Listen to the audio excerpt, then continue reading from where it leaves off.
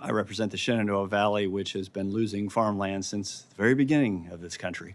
But we continue to lose it at a very fast clip. And so I appreciate the work that you all do.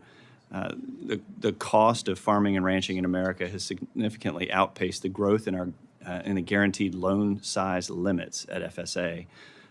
It's in no small part due to the inflation that's been made worse by the trillions in new spending that we've seen over the last 4 years. But USDA's latest land values report demonstrates an increase of more than 25% increase in cropland prices nationally from 2018 to 2022.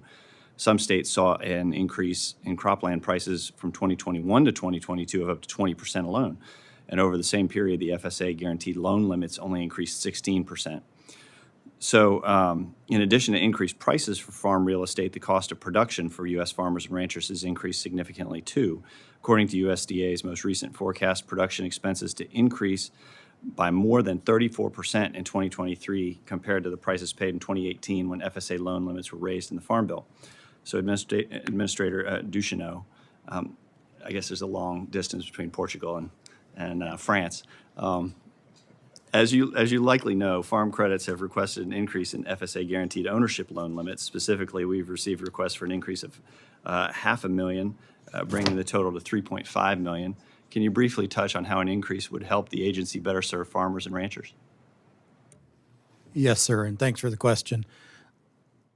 So the farm loan relationship with the guarantee lenders is complex because the calls I get nearly every day are from folks who have a guaranteed loan where the risk appetite of the lender is changing in light of economic realities that they're experiencing on a regional or even national scale.